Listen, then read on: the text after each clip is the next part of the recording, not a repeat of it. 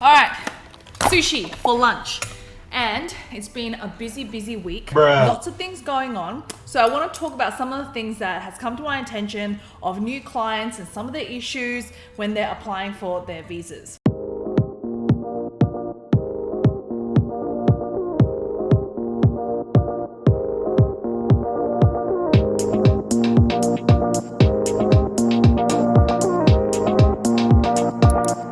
I've got Woolworth sushi. Look, it's the only one that's around here and I don't think it's too bad. And I need to go show you guys something. This is like the best tea ever. You guys have to check it out. Okay, so let's go for it. Okay, I always have trouble opening this as well. Who got an invitation recently? Like, this just seems like everybody's getting invitations. And look, I'm so glad that I had advised clients that you gotta be in it to win it, because it's just crazy. It's all been about that, hasn't it? Like, accountants have been invited, you know, people not working in their occupation for the 190 in Victoria, you know, and everyone was, ooh, yeah. It was just so much uncertainty, and now we have all this certainty around it. So, you know, pretty good. So I love a buri, but you know what? My partner, who is a doctor, he said it's not good to have stuff with like open flame apparently. So anyway, I'm trying to have less of that. But you know what, today, you know, I'm having lunch with you guys. So, you know, let's do it. Okay, so sushi. Now, I can't finish all of this, but you know, I can finish a lot. I've been doing a lot of training recently, so you know. Okay, so let's just try some of this and then we'll get stuck into it. Now, guys, remember, if you like my videos, don't forget to like and subscribe and share this with people who need it. Because I know there's a lot of misinformation going on out there about migration. So, you know, I just think that if you have friends and, you know, they're always unsure, you know, that's one of the biggest queries I get, is that people, they're always unsure about, you know, what's going on. So hopefully my videos are able to provide more clarity on that. And you know what, we do a lot of applications on a daily basis, like a lot. Whenever there's an invitation round, my team is just kind of like, no. I mean, we're very happy for clients, but it's just kind of like, there's a lot to do during that time because we get a lot of applications. So we see a lot. So let's talk about some of the things that have basically happened in the last few weeks, I would say, and things that have come to my attention. Anyway, cheers, a buri salmon.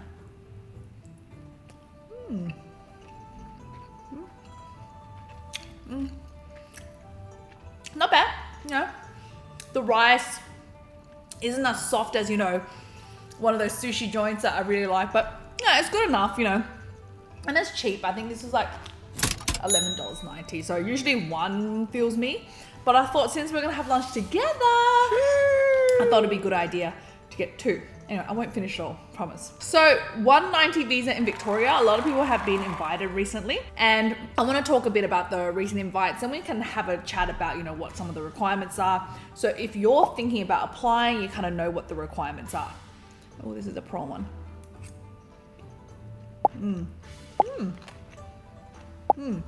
So you may have already seen that a lot of people have been invited for the 190 visa in Victoria. So previously, the requirement said that to be prioritized for the 190 visa, there's a bunch of other things, but you will be prioritized if you claim your salary, basically in short. Everybody was thinking, oh, I need a really high salary to apply, which is true. And a lot of our clients who did get invited had high salaries. Like, we're talking about $100,000 and above. So like ICT business analysts getting paid 120K. We had accountants being paid 100K, like working as an accountant. We had mechanical engineers being paid 100K. So everyone was thinking, oh, I need like 100K and over to be invited for this visa, which is true at the beginning. And that's how it always goes in skilled migration. The states don't really invite as many people at the beginning because they just want to see how the program goes and they want to see what applications are coming in. So at the beginning, it's the people with the top points, you know, high salary, everyone that was getting invited. And some of the applicants who had like excellent profiles were being invited in like 1 week or 2 weeks. I think there was one we submitted and it got invited 2 hours later. Like, it was crazy. Like, this is so good. Like, none of this is sponsored, but like, this is literally my favorite tea. It's so good. When you try it, you'll know. But I drank this for dinner once. Like, I drank it with my dinner and I couldn't sleep all night. So just like, don't drink it around nighttime if you're sensitive to caffeine. I really like prawn. I love a good prawn tempura.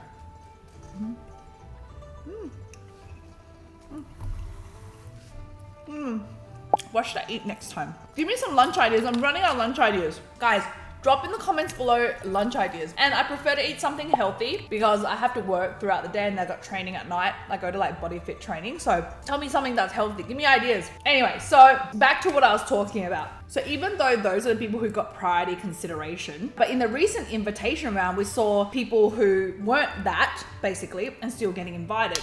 So there are accountants who claim $0 salary because they're not working a skill level 1, 2, or 3 job. For example, we had a client who's an accountant but working as a security guard, so claimed $0 salary, and they were invited. He had like 80 points. Like, oh my gosh, like seriously, like this is something we haven't seen for years. And that's why my team members think it's hilarious when I say, guys, you gotta be in it to win it, because it's so true. You really just have to be in it to win it. So all of these people who submitted, you know, good on you for doing it. Now everybody wants to submit, obviously, but it just goes to show that it's always intense at the beginning of all the migration programs. So migration programs run from July to June. So July of each year to June the next year. It's not like on a calendar basis. So around like June and July, you'll see all the states and the federal government release, you know, their quota, the requirements, and all sorts of things. So rules, as you will call it, is always updated around that time. And then when the states are like, okay, cool, that program is open, you can see them start issuing invitations, but you know, they don't issue a lot of invitations. I guess they just want to see, you know, how the year goes, because right, this quota has to last them the entire 12 months. So at the beginning, it's always tough. And if you look at New South Wales, you'll see that at the beginning, they had really, really tough requirements, as you saw. You know, people needed to have like 3 years post-qualification work experience, needed to have 100 points. Points that didn't even make sense. Is like, how can I get 105 points? Like, how's that even possible with that not being 45 years old, right? So that was one of the tough things that happened.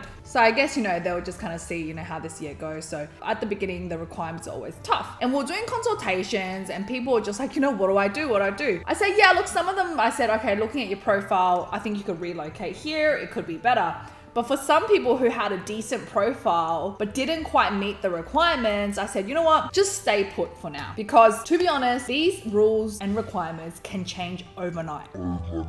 And they totally did. Like, they changed overnight. So what we saw was it last year now? Yeah, it was last year. New South Wales, like overnight. Like, oh no, on a Friday afternoon, like all like practitioners, agents, lawyers are like, yes, you know, Friday afternoon, even, you know, you guys, you know, migrants, we're ready to have a great weekend, right? And just forget about everything that happened that week. And yet New South Wales drop a bomb. Oh, work experience and points has been removed. It's like the last thing everybody needed for their weekend. They've really got to give us more notice. Anyway, so they dropped the bomb on Friday afternoon, removed that requirement. So then like basically anyone who had a skills assessment, had an occupation on the list and could apply were eligible. Everybody's scrambling to do the applications around that time, which again, I really think they need to give us more notice, because not just for myself, you know, like we have a big team, so we kind of have more resources to do a lot of things, you know, to kind of pull everything together overnight. But, you know, I was speaking to a couple of the other colleagues who are in our industry, you know, they're sole practitioners. It's really tough for them and they're getting emails, they're getting phone calls about, you know, these changes.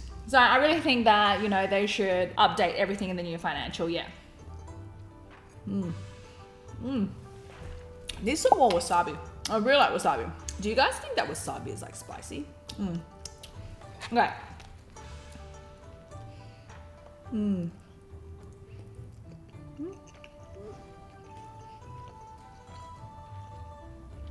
I think the salmon can be thicker. LOL. And then what we saw in the New South Wales invitation rounds, which mind you, they had 2 New South Wales invitation rounds in January 2023, so last month, and 2 Victoria ones. So we're like, oh my gosh, what's going on? We just couldn't catch a break. But applicants were being invited in New South Wales for the 190 at 65 points. Applicants were being invited in Victoria for the 190 at like 75 points, not working in their nominated occupation, claiming $0 salary. It was just insane. So I guess what I'm ranting about here is that I know it's stressful at the beginning of the financial year because the states have released their requirements. They're probably pretty strict on their requirements. The threshold is probably pretty high, but it's just what it is at the beginning of the year. Just know that anything can happen. So even though if you look at it, really, it was only 6 months, right? Because the requirements were released in July, everyone's freaking out, you know, it's so tough. But then come kind of December and January, everything kind of changed. Well, not kind of changed, but it got better, right? So this financial year, I think that, you know, everyone should, okay, you know, the requirements that come out, it's good.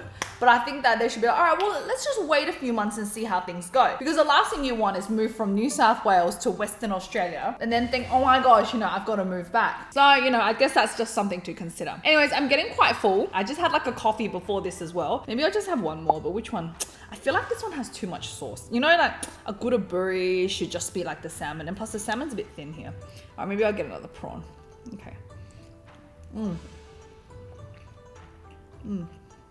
I don't know what to do with sushi because you can never like leave it overnight, you know, because it never tastes as good. The rice gets like hard, which is a shame. Okay, let's move it over. So anyways, as you guys know, it is January, so there's still 6 months left of the migration program, and then it resets again a few weeks later. So don't worry, but I know that it changes. So, you know, okay, right, we do want to get an invitation this round now that we know what the requirements are. But, you know, get your applications in, get the right legal and migration advice. People think skill migration is super easy. And look, for some straightforward cases, it is, because some people have, you know, easy cases, but there are some that are so complicated and there's things you need to consider. We have a client that's applying, but they have health issues. And although none of that comes out in expression of interest, if they do get invited, it will become an issue later on, you know, when they're applying for the visa. Now, this doesn't all fit in this plate. Annoying. So you know what? I'm just gonna eat this one. It's all right. I'll train later. Oh.